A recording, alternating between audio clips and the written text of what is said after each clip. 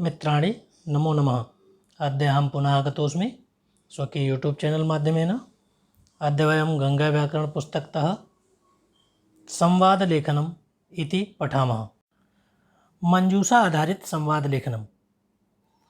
जैसा कि आप शीर्षक में देखें संवाद लेखनम, तो संवाद अर्थात परस्पर वाद, और परस्पर वाद शब्द का शाब्दिक अर्थ परस्पर वार्ता और उसी का लेखनम, उसका लेखन करना, ऐसा है।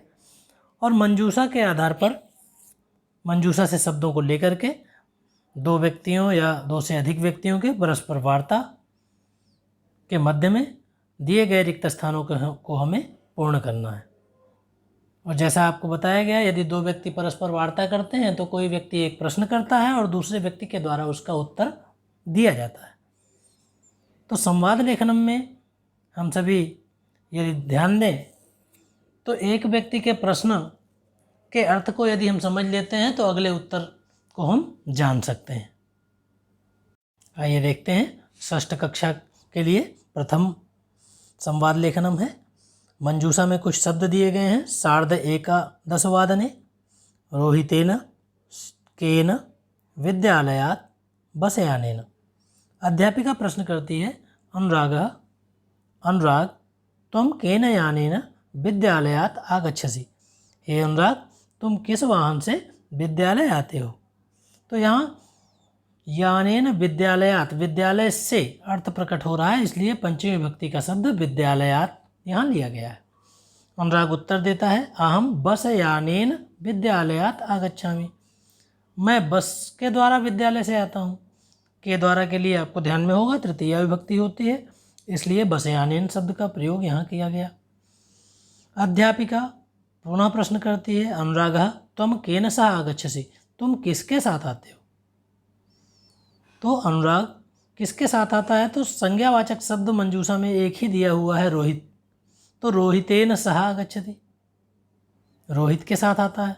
रोहितेन सह आगच्छामि, रोहित के साथ आता हूँ, ऐसा उत्तर देता है।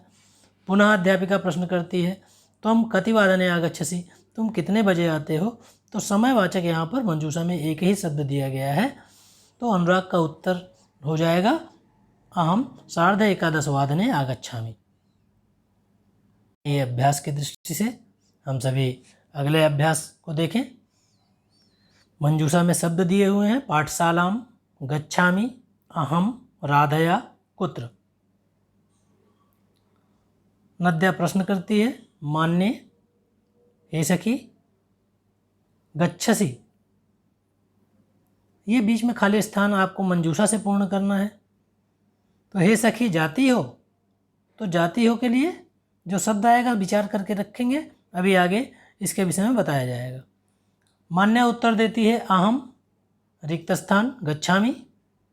पुनः नद्या का प्रश्न होता है, किम तुम रिक्त स्थान सह गच्छसि। क्या तुम के साथ जाती हो। नहीं, अहम सुकन्या सह रिक्त स्थान। पुनः नद्या सुकन्या तव सखी अस्ति किम। सुकन्या तुम्हारी सखी है क्या। मान्या उत्तर देती है, आम सा मम सखी। रिक्त स्थान सुकन्यायै पुस्तकम यच्छामि। आगे हम सभी देखें तो इसी अभ्यास को पूर्ण करने के लिए मंजूषा के शब्दों से पूर्ण किया गया है। कि पहला प्रश्न होता है, मान्ये हे मान्या गच्छसि, जा रही हो। तो जा रही हो तो कहाँ जा रही हो, यह प्रश्न आता है, तो मंजूषा से कुत्र शब्द ले लिया जाएगा। पुनः मान्या उत्तर देती है, अहम गच्छामि। तो मान्या के जाने का लक्ष्य कुछ है, तो मंजूषा में जाने का स्थान जो दिया हुआ है उसको वहाँ ले लिया, मैं पाठशालां गच्छामि। पुनः नद्या का प्रश्न, किम त्वं सह गच्छति। सह के योग में तृतीया होती है, आप सभी जानते हैं। तो तृतीया में स्त्रीलिंग बालिका शब्द के समान राधया, राधा की तृतीया राधया सह गच्छसि। मान्या पुनः कहती है, नहीं, अहम सुकन्या सह गच्छामि। मैं सुकन्या के साथ रिक्त स्थान में गच्छामि शब्द क्रिया शब्द दिया हुआ है मंजूषा में, वहाँ से लेकर के गच्छामि लिख दिया जाएगा। नद्या सुकन्या तव सखी अस्ति किम। सुकन्या तुम्हारी सखी है क्या, सहेली है क्या। मान्या आम सा मम सखी, हाँ वो मेरी सखी है। अहम सुकन्यायै पुस्तकम यच्छामि, मैं सुकन्या को पुस्तक प्रदान करूँगी। अगर ध्यान से देखा जाए तो क्रमशः प्रत्येक वाक्य एक दूसरे से जुड़ा हुआ है। हे मान्या, कहाँ जा रही हो? मैं पाठशाला जा रही हूँ। क्या तुम राधा के साथ जा रही हो? नहीं, मैं सुकन्या के साथ जा रही हूँ या जाऊँगी। सुकन्या तुम्हारी सखी है क्या? हाँ, वह मेरी सखी है। मैं सुकन्या को पुस्तक प्रदान करूँगी। इस प्रकार से ये दोनों अभ्यास पूर्ण हो गए। धन्यवादः। पुनर्मिलामः। देखते रहिए मेरा YouTube चैनल इसी प्रकार के सरलतम वीडियो के लिए।